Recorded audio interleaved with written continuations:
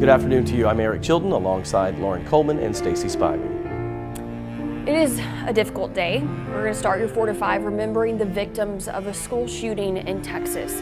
Right now, flags are lowered across our state honoring those 19 children and 2 adults whose lives were cut short when an 18-year-old gunman opened fire on a 4th grade classroom.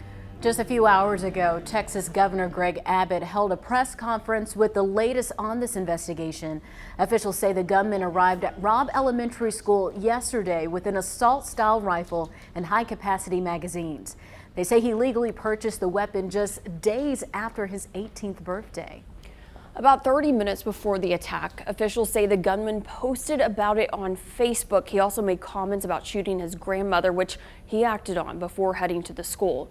Right now, the grandmother who was shot in the face is in critical condition. No friends, no girlfriends at this time that we know of, was unemployed, no criminal history, no gang affiliation. So we're trying to determine exactly what the motive was. Police say the shooter barricaded himself inside one classroom. Officers broke windows, allowing other students and teachers to escape. The gunman was killed by a member of law enforcement. This tragedy in Texas comes just days after a racially motivated shooting in Buffalo, New York. An 18-year-old gunman opened fire at a grocery store there and killed 10 black people. Funeral services began for the victims last week. Families are calling on the country to confront and stop racist violence.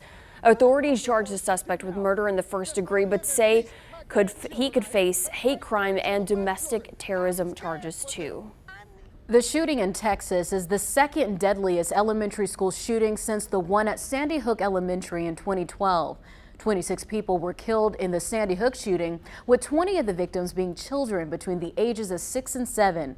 Earlier this year, some of the families who lost their children reached a $73 million settlement with the gunmaker Remington. Remington, based in Rockingham County, was the type of gun used in the attack. Lawyers centered their case around how the rifle was marketed, alleging the company targeted younger, at-risk males. The settlement will be paid out through insurance, and Remington Arms also agreed to make public all the discovery and deposition material. This is a huge psychological injury for us all. As a parent, this news is weighing heavy on me, and we have to remember that this could also be hard for our kids too. Many of you are probably wondering, where do I even begin to have a conversation about this with my kids, or should I even talk to them about it at all? I spoke with psychotherapist Dr. Nanette Funderburk for some advice. She says if your child brings it up, absolutely talk about it. If your child doesn't bring it up, she says to start poking around to see what they know. You could ask them if they've heard about a situation that happened, and if so, what they think about it. With younger children like pre-K or kindergarten, get on their level and talk in one-line sentences. With older children and even elementary school age, Dr. Funderburk says let them cry and let them be angry. It's kind of like if you had a huge physical injury, you're not going to say, suck it up. You're going to tend to that injury. You're going to take them to the hospital, or you're going to at least look at it, clean it up, put a bandage on it, and give them their comfort food for the night. You're going to nurture them in those moments. So we need to nurture this right now because the wound is gaping, fresh, and raw for us all. And some reminders here. Dr. Funderburk says you need to take care of yourself. You won't be able to talk to your kids if you're not emotionally stable. So let your kids know that they are safe and the things you are doing to protect them. Monitor the information that they're taking in. She says you don't want them to be clueless about it, but they don't need to hear about it 24/7. Also be aware of changes in your kids. Things like behavior, eating or sleeping habits could be a sign that your child is not taking this well, and they may need help, whether that be from you or even a professional. This continues to be a developing story. Stick with us on air and online for the latest in Texas. Let's get to your 4 to 5 roundup. Today marks 1 year since the death of a High Point pastor shot and killed outside of his home. High Point police are still searching for a suspect. Pastor Robert Booth was known in the community for his efforts to end gun violence. Tonight, organizers are holding a concert in his honor.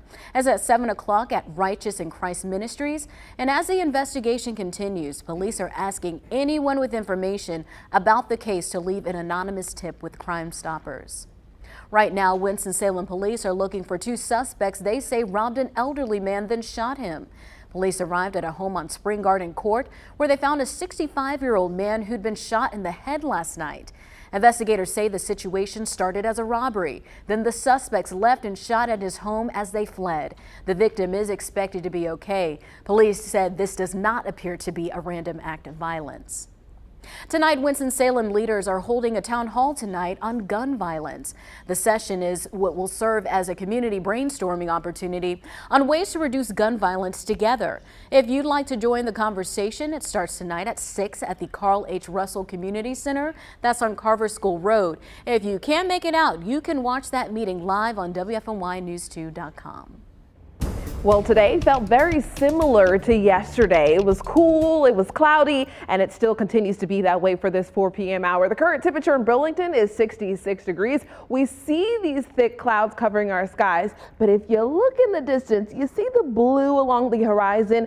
Some of those clouds are starting to break up, which means some locations, especially down to our south, are starting to warm up. Asheboro now at 70 degrees, Greensboro sitting at 69, and for many of us, at least for me, I think it's really hard to believe that today is actually warmer than yesterday. So this is a look at the comparison of the temperature right now as compared to this time yesterday. This time yesterday in Greensboro, it was 6 degrees cooler, and it's really hard to believe when you walk outside because it just feels all the same. It just isn't warm and isn't feeling like spring. This is a look at the visible satellite. This is a picture of it, and it keeps jumping there. The clouds that are currently outside right now, looking from a top-down view from outer space. So we're seeing a lot of thick clouds blanketing our skies. You can see right around Montgomery County to our south, some of those clouds are starting to break up and give way to sunshine, which is helping them warm up a bit. So for tonight, spotty drizzle is possible. The clouds continuing through the evening. The temperature is falling down to about upper 50s, low 60s. So just tapering off about 7 or 8 more degrees as we continue through tonight. And as we look to the foothills, it looks about the same. Temperatures staying in the upper 50s and low 60s. Tomorrow, it's getting warmer. So this warming trend is back. We're talking upper 70s. Some folks even able to get to see the 80s tomorrow, low 80s for you. It's been a while since we've seen those, but this is where we should be for this time of year. Now, we end the week with active weather, the work week. So your Thursday, we're warm and we're going to look at some clouds and maybe some spotty showers, but I'm really expecting it to be a mostly dry day. Friday, things are going to get busy on the radar, and we've been continuously looking at it. In fact, the Storm Prediction Center already has parts of our area under a slight risk, level 2, for severe storms on Friday. I'll be breaking all of that down as well as your Memorial Day forecast coming up.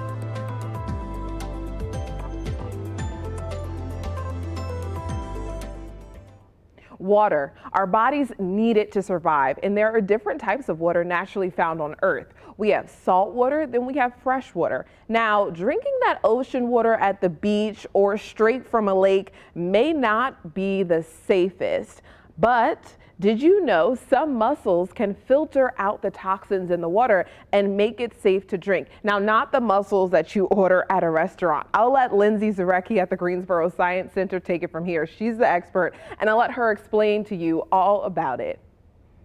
Interested in seeing wildlife? Visit the Greensboro Science Center.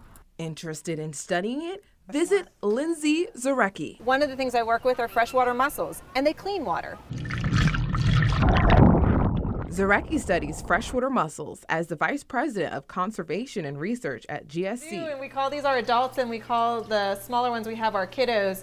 And even though they don't have eyeballs and they don't talk to us, every morning when we turn the light on, we say good morning to them. Zarecki says most visitors aren't usually drawn to these underdogs of the ecosystem like she is. And oftentimes we're drawn to the large, charismatic, maybe sexy looking animals. These freshwater mussels aren't big and definitely don't roar, but they do a mighty big job. They naturally clean our water by sitting in our streams. These are adult mussels. They are the species Elliptiocomplanata, which is really quite common here in North Carolina. As an expert on wildlife, Zarecki's every day may require her to travel to places like Mona Island near Puerto Rico. We've been there and been able to watch the sunrise, watch the sunset, and actually see the most beautiful stars at night because there's no one on the island, no light pollution. But the research travel also has its pain. We have the cacti forest that we work in, and there was one day where it reached 130 degrees. It actually melted the bottom of my shoes, and the cacti needles pierced the bottom of my shoes and ripped the soles off. Cringing story,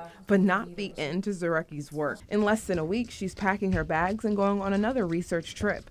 She says failures are a part of science, even ones that cost you your shoes. There's so much to learn from when things don't work like you expect them to. I was just noticing that. Oh, Yeah, you were noticing how lovely the story was. I love Yes. It's such a great job. Though. Such a great job. No, we were talking about, first, because I did think they were the mussels that we eat, but you say no, these are No, not. she was like, no, these ones aren't, we don't eat these ones. So I guess there's different kinds. Yeah, I actually did a lot of stories about zebra mussels, which this is obviously not the zebra mussel in Texas because they're an invasive species that take over lakes and things like that, but these are good. No, you said I'm sorry, you said they've been cooking for a while, right? Yeah. So the biggest the black ones that you see, they're kind of like this big. It took about 10 years or so, I think, or upwards of more of 5 years that they took to grow to that size. Because the ones that were like the size of like a penny, it took like 3 years to get that big. So to get that big, it's like a long I love time. the line that you had about they're small animals and they don't roar like maybe the lions and tigers and bears that we see, but it just goes to show that no matter how big or small, every creature in this world has a part in making our world go round, and they're helping to clean the water, which is something that we need. It's funny because I thought about that same thing when I was in the Greensboro Science Center. Everyone's always like, where are the lions at? Yeah. Where is this at? No one's, and she's like directing them where to go, but because no one's really interested in, they're like, what's that in there? But not realizing they actually are a crucial part of our everyday life. The drinking water that we have, they sit in our streams and they literally help to clean it naturally for us. For us to have clean drinking water. And you're doing these kind of stories shedding light on what else you can see at the Greensboro Science Center. It just gives you more appreciation for our nature. And they do a lot of conservation programs that doesn't get any publicity hardly. You know, I know whenever I do a few things behind the scenes there, they'll tell us about the tiger breeding program that they're a part of that they don't really talk a whole lot about, but it's a major part of zoology. Yeah, it's really cool to see that it's not just to go there and to visit the animals like a typical zoo. They're doing things that are going to help our world. Yes, and in addition to that, if any of you are interested in going, they're starting this new butterfly exhibit where literally you can go to a butterfly garden. You know a little bit more about it. I've heard about this one. Is that when all the butterflies like you can like put like honey on a stick or something? I would love to do that. Oh, and can they make a butterfly crown Field trip. on me? I smell a field trip. All right, we're coming right back. Stay 4 there. to 5 on the go.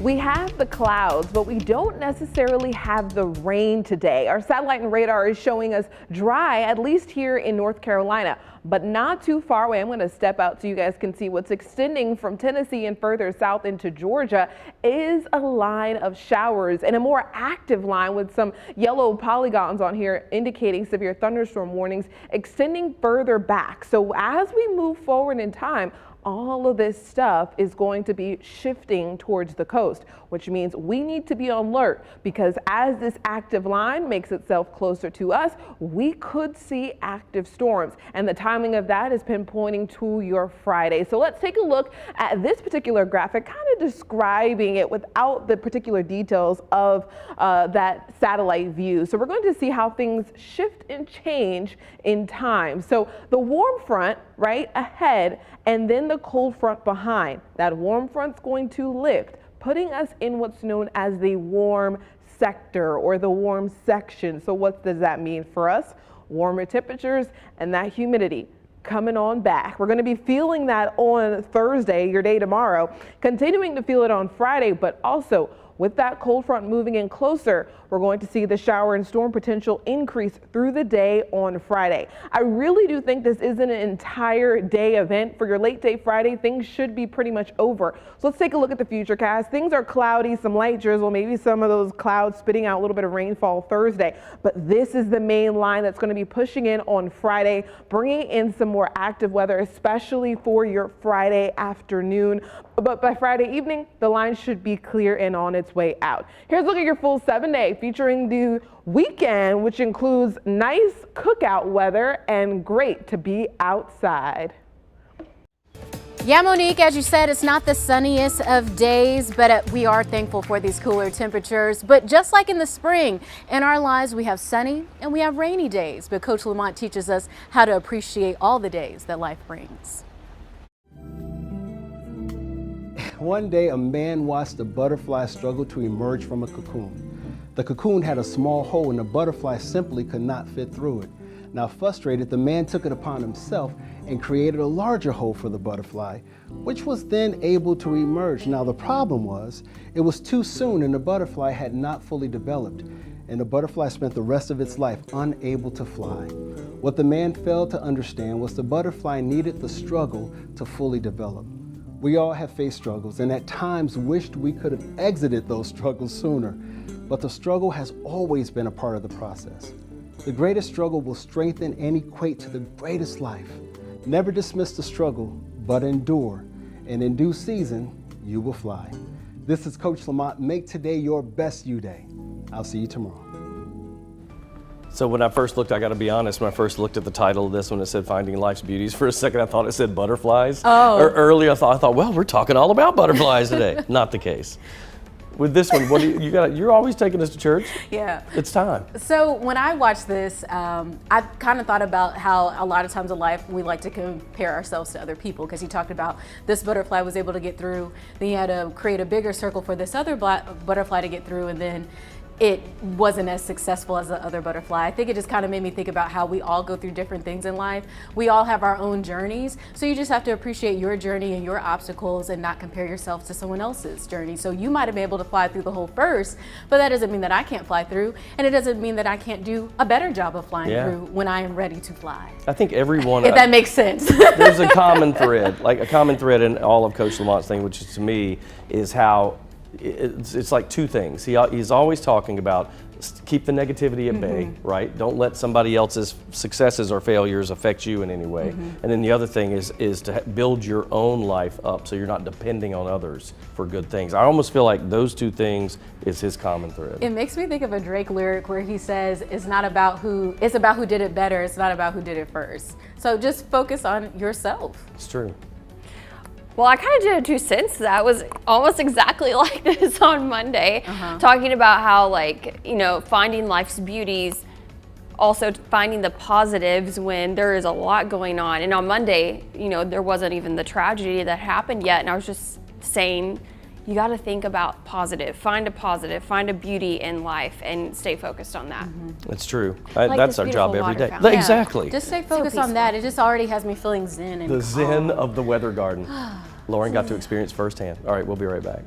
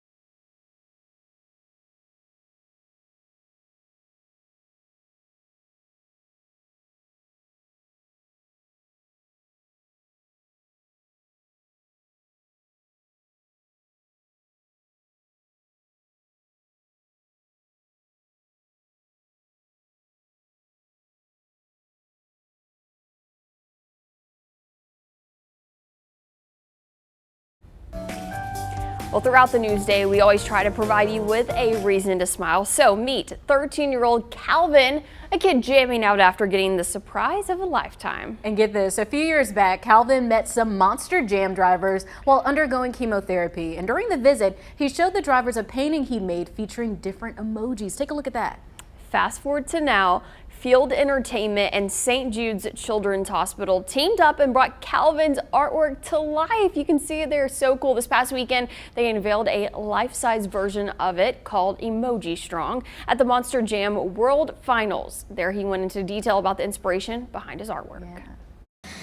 A lot of them mean the up and downs of my cancer journey, the feelings I went through. A lot of them are like this, a loved one is like happy moments. There's one like funny, so like make people laugh. I had a bandage one that made like people had like my friends had brain surgery, so that represents that, and that's about it. Calvin's mom says seeing her son's art in full scale was amazing. She also says Calvin is now 100% cancer-free. That's awesome. I love it. You know what would be cool is if they, you know how they ring the bell in cancer wards when you're cancer-free? They should put a bell on the side of that monster truck so every time it rides, it rings. Let him drive it at least. Look how huge that is. I mean, that has to gigantic. be something cool to see something you put on paper just come to life like this and on such a massive scale. Makes you feel important. I hope he got to ride in it just for a little bit, you know. That's Even cool. if it was just a couple feet. Oh, and then look, he got like his own little mini Oh my gosh, version. a mini version. That's cool. And that is love a this. really cool design. Like, I feel like I would actually see something like this in a show somewhere. Yeah. St. Jude, I mean, Oh yeah. I did a lot of volunteer work with the hospital when I was in college because it was in Memphis and it was only about an hour away from where I went to school in Jonesboro, Arkansas. And that hospital, what they do is just amazing. I mean, I can't even think of a good adjective for It's it because true. it literally is all the good adjectives out there. They do so much for not only the children but their families too, and making sure they have that support. Because you know, I lived in Memphis for yes, you know. quite a few years and did some stories at St. Jude, and they are really doing It's a great some great work. organization. So if you're looking to give back, I'm telling you that money is going to be used properly. I for agree. sure. I volunteered at a pediatric hospital in Tampa for a while when I lived there, and I can't tell you how many times those workers would say we try to pattern ourselves after St. Jude and the way they handle things. Yeah. Very cool. And he's such a cutie. He is, and his name is right there. So Bye, everyone's going to know Calvin. Calvin did this. Round of applause for Calvin. Nice. All right, we're taking a break. Coming right back. Stay there.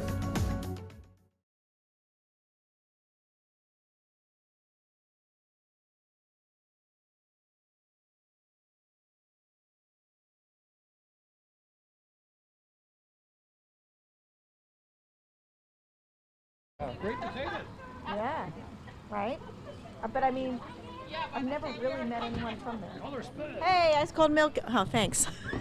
Ice cold milk and an Oreo cookie. They forever go together like a classic combination.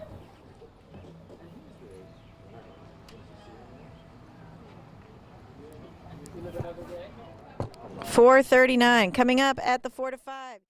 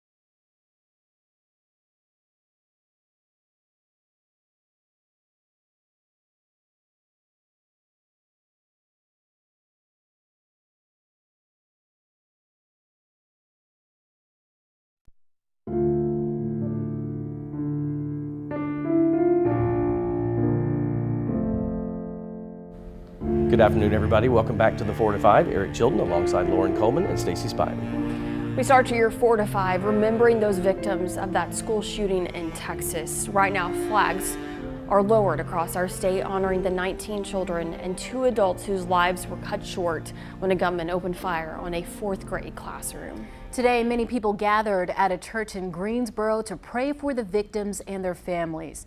First Presbyterian Church says each week they hold a staff prayer session, but felt the need to open it to the public following yesterday's tragedy. Several people came out to offer their condolences and discuss the recent rise in violent attacks. Coming up at 5, we'll hear from some of them.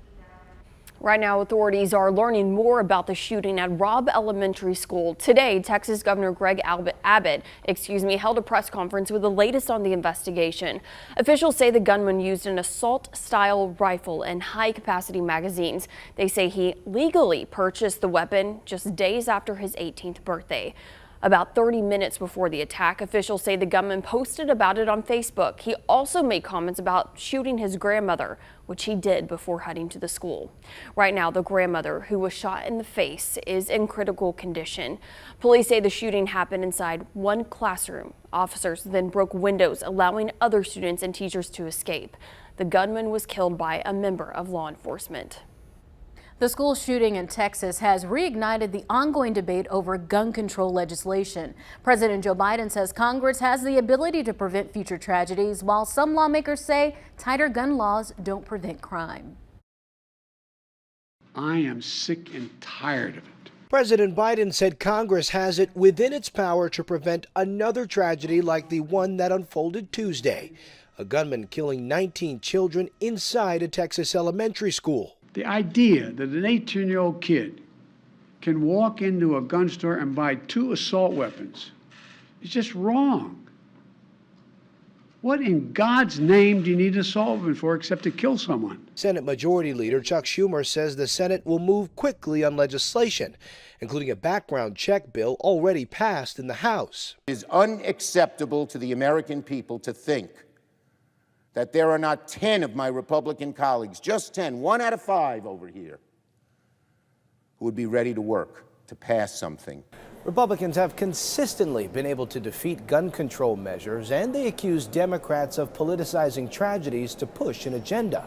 You see Democrats and a lot of folks in the media whose immediate solution is to try to restrict the constitutional rights of law-abiding citizens. Senator Ted Cruz, who represents Texas, is calling for armed law enforcement in schools, even though the Uvalde gunman met resistance from armed officers at the school. We need to devote far more law enforcement resources to stopping violent criminals, to preventing these kind of absolute acts of evil. 54% of Americans surveyed by CBS News earlier this month say laws covering the sale of guns should be more strict. Texas Senator Ted Cruz, Governor Greg Abbott, and former President Donald Trump are scheduled to speak at the NRA convention in Houston this Friday. We'll let you know what comes out of it. In the meantime, we have continuing coverage on the Texas school shooting on WFMYnews2.com. We'll also have more coming up tonight at 5. Today is the last day you have to deal with weather like this. Things will change as we head towards the end of the week and the start of the weekend. So these thick clouds are going to be rolling on out soon, but not quite yet. Temperatures right now are staying in the 60s, 69 in Greensboro, and you see the clouds still around everywhere. Reidsville at 68, 69 also in Winston-Salem, and it's warmer to our south. Southern Pines at 74, Sanford at 69 as well. So the reason why I'm saying the clouds not ruling out yet, temperatures warming up, clouds staying around, we're looking at active weather as we end the week, especially on Friday. Now, if you ask me, is my area going to be in the pocket of seeing storms? Can't answer that. We're talking widespread activity. Now, we're going to continuously watch the radar as that strong line of storms approaches the East Coast. The timing of us to be seeing storms is between 6 a.m. to about 2 p.m. So it is not an all-day affair. If you have Friday night plans, you don't need to necessarily cancel them. The more active weather will be in the start of the day. Now, our main risk here, again, looking at that tornado threat possibly. Damaging winds and flash flooding is very much so likely. With a lot of the shower activity that's going to be moving through, we could see some redevelopment in the same exact areas, very similarly to what we saw in the start of the week. So as we go through the day on Thursday, the clouds being with us could see some light drizzle and even maybe some light showers. Friday is the main event. That's when that cold front really crosses the area and brings out ahead of it a strong line of storms. Going to be keeping a close eye on the radar, so make sure you have that WFMY News 2 app downloaded so you can be always up to date on what's happening in your area. Monique, thank you. Today is a heavy day, so we want to give you a reason to smile. Today, graduations kicked off for Guilford County schools. The first one started at 9 this morning, and the last one begins in less than 30 minutes. Graduates will continue turning their tassels through June. Congratulations, seniors, from everyone here at WFMY News 2. We wish you the best in all of your endeavors. All right, we're talking about sports now. The Atlanta Braves, the fans came from miles around to see something pretty special today that may be the chance of a lifetime for some people. Not only for Braves fans, but for baseball fans in general. So the line formed early at Truist Bank at Friendly Center today, all with the hopes of getting their picture made with the MLB Championship Trophy, which for now belongs to the Atlanta Braves. The trophy made one of its stops here in the Triad yesterday in Winston-Salem, today in Greensboro. We are part of a 151-stop tour that the Atlanta Braves are doing with the World Series trophy, and from what I was told, they're halfway through, so they'll be heading to Charlotte tomorrow and continuing on to the second leg of their journey. Yep, fans were over the moon, that was our director Brad, to get this opportunity. Some were out there early to get a jump on the day, but others, well, let's just say they might have been bending the rules a little bit. All right, look. First guy in line. I mean, you were out here, Miles, what time? It was like 10:45, 11, man. 10:45, doesn't even start until noon. Why did you get out here so early? Because I know this Braves country, man, so I was just assuming that everybody and their mother was going to be out here to come see the trophy, and I didn't want to miss it. So I wanted to make sure I had all the time in the world to come get my little picture in. Perfect. You got the hat and everything, I mean, you're all decked out. Man, Braves country, man, I got to love it. It's my guys, man. Give it up. Green, you're out here in line. Are you taking a break? What's happening out here? I'm on my scheduled lunch break. My scheduled lunch break. Exactly right. That's what I thought. Late spring break for the kids. Parent of the year here. And Uncle of the year here. Hey, you did a good thing. Yeah, it did a great thing. The kids love the Braves, so we wanted to come by and see the trophy and have a great day. You guys okay with this? Yes. All right, just checking. You know they're okay getting out of school for that. Yeah, he said, took him out. He said, when he looked at me, he went, oh, parent of the year here. And then he said uncle of the year because he took his nephew out with his kids. But people took this seriously. The line was around the building when I left. We were only there for probably an hour. It was noon to 3, so they just wrapped up in, what, an hour and 40 minutes ago. I love how he was like, my scheduled lunch break. And he looked right at the camera. Don't try to say I'm trying to cut hours. That's so funny. But you know who I want to hear from? Our director. Brad. Yes, he was cheesing in that B-roll. You looked like you were the happiest man on earth. There he is. Look at him. So he was doing the chop too, you know, the Braves chop when he was out there. So that was funny. I was not expecting to see him there. He was so happy too. Well, you know he loves his sports. He loves his Braves. This is the only guy I know that has not only his regular TV, but he'll have other monitors beside to watch multiple sports. Like he's at a sports bar, he'll be Chromecasting one and something. That is dedication. I would love to hear what his wife thinks about that. She goes in the other room, watches something else. She likes her sports too, but not like, nobody's like Brad, that guy. I love the dedication. He's good. He's our sports crazy man here is what he is. All right, let's see what Tanya has for us. Hey, coming up on the 4 to 5, we are live at a drive-through food drive. Now, this food drive has all different kinds of things in it, including diapers and also can openers. What kind of food drive is this? Well, it's one that aims to keep women and their kids healthy, happy, and safe. We're going to tell you about it coming up next.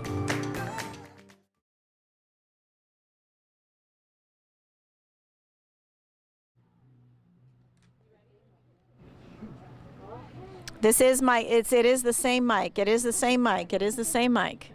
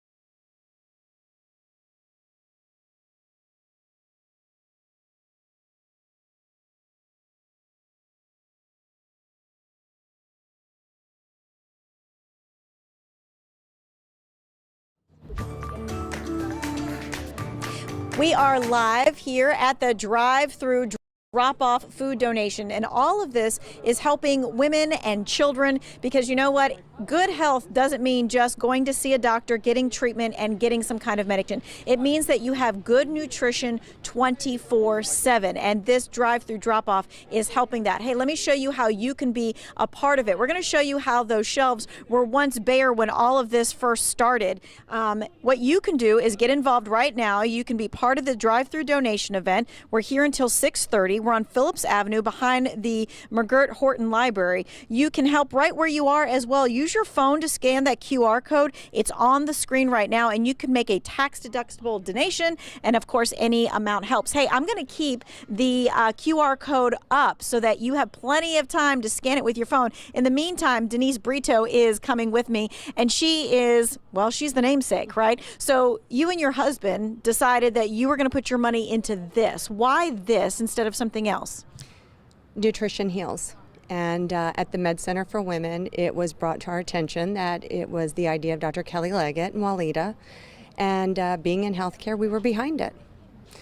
And so when you started thinking about this and you're like, okay, we want a place where women can get a referral from their doctor to get this kind of stuff where they can shop for the things that they need. But it's more than just that, because it's education too. It is. It's education. It's learning about your health needs. You know, a pregnant woman with gestational diabetes has to eat certain nutritional food to feed her body so she can go to full term. That's our goal. We're feeding the body with good nutrition to bring on better health.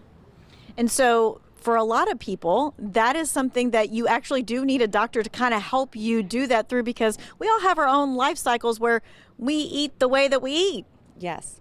We do, and we've been lucky enough. We have volunteer nutritionists, volunteer dietitians, and of course we have the physicians and the nurses there at the Med Center, and then our wonderful Jamila, who runs the program. She keeps everybody, including me, on track. Everybody needs to be kept on track somewhere. Yes. For folks at home who are like, well, how does this affect me? Maybe this is not somebody in my household or my apartment building that needs this kind of help. Why is it good for the entire community for women to be able to have this access? Well, you have a healthy mom, healthy children, makes for a healthy family. Nobody wants to be stuck at home sick. Nobody wants to not be able to get the proper nutrition. So if we're healthy, what are we doing? We're going out, we're giving back to our community. We're working, we're getting involved, and that's what we want. A healthy community all around. And it starts from the very beginning. Yes, thank you so much for explaining all of that to us. And we want to make sure that you know how you can help. You can drop by anything that you got there in the pantry, or you're going to go by the store really quick, pick it up, and you can drop it off here in Greensboro. Or, easy enough, you can just use that QR code and you are able to give that monetary donation, which makes it really easy.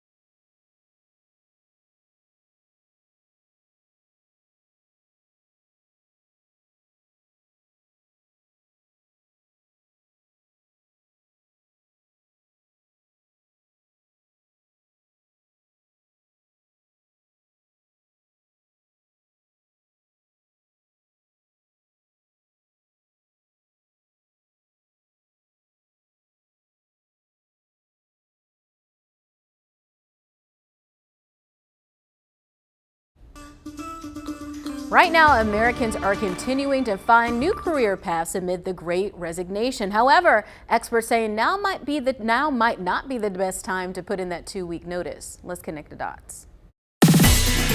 As experts warn about a possible recession, you may want to think twice before jumping ship at the office. Let's connect the dots. The Great Resignation is still in full swing. Just last month, about 4 million workers left their jobs. But the market in which job seekers are moving in is changing rapidly.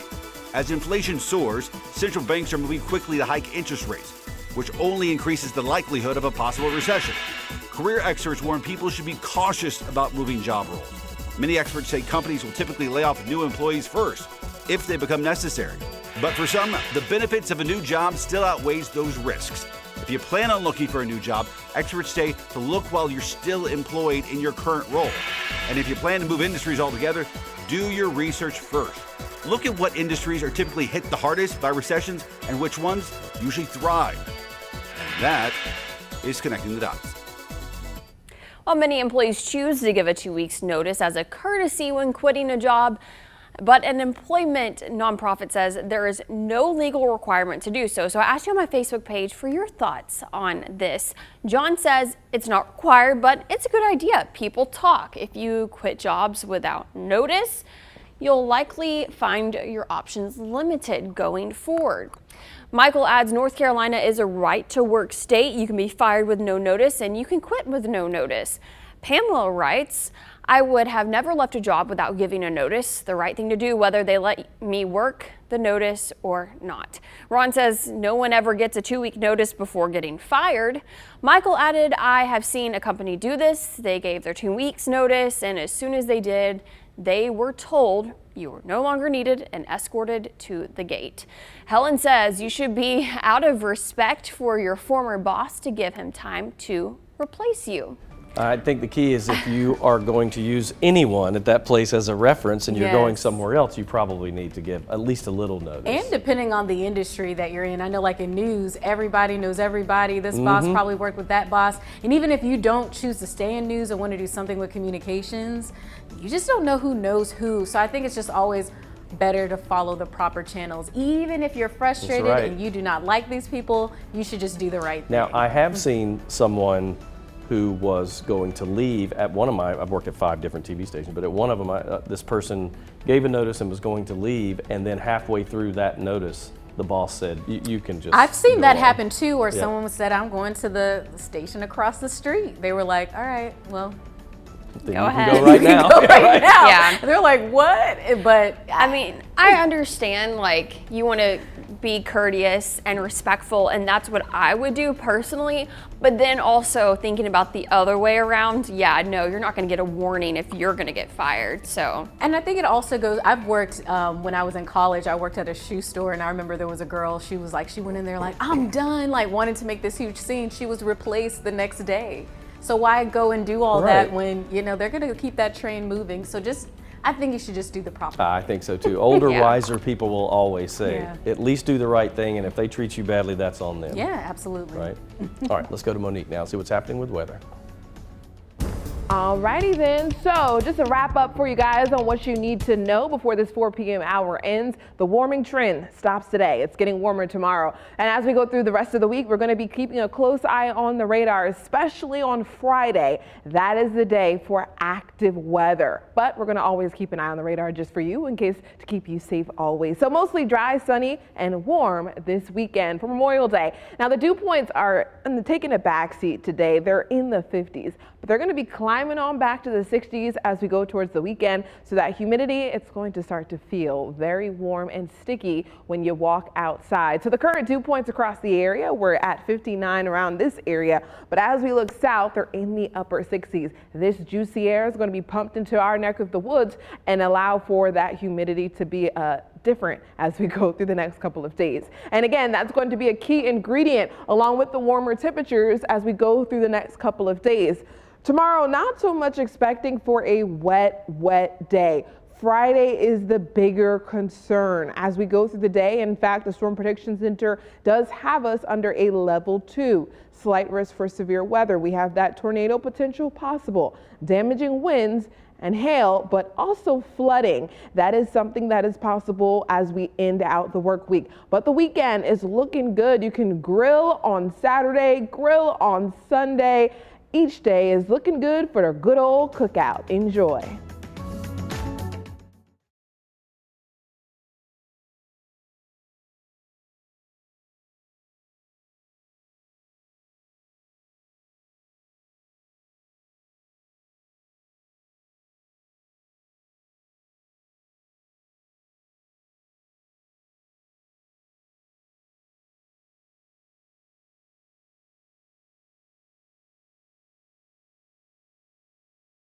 What is that to say? 1, 2, 3, 4, 5, 6.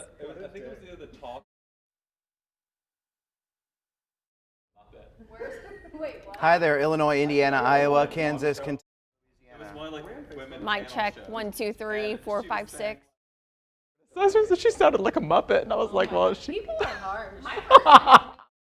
1, 2, 3, 4, 5, 6. Are you before me? No, when you're done, just can you bring it in there? Mic check, Jalen, 1, 2, 3, 4.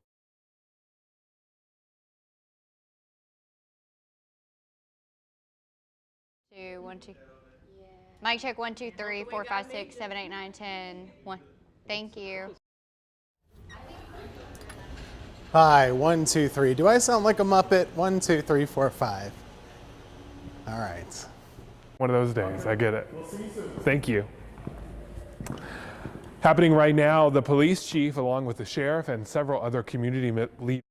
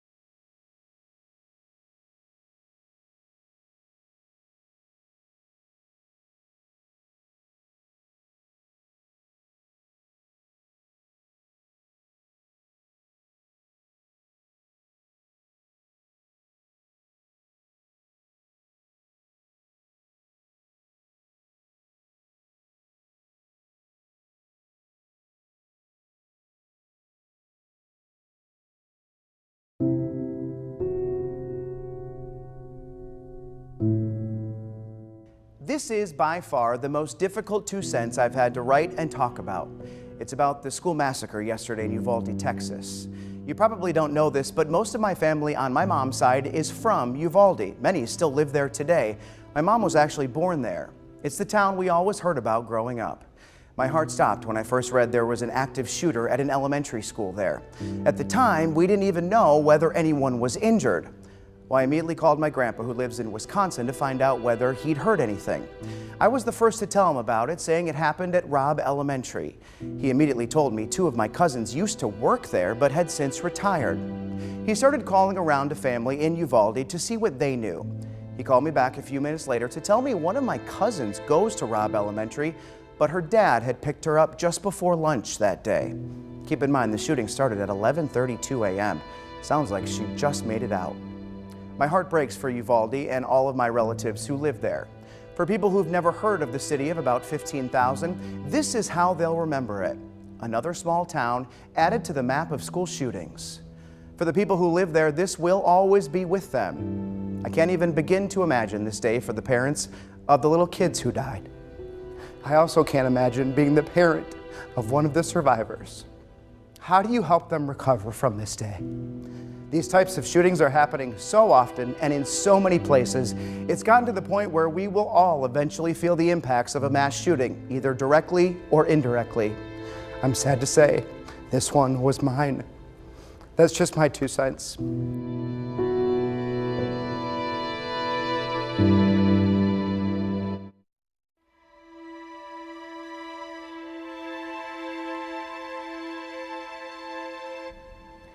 A community in a state of shock and devastation after one of the worst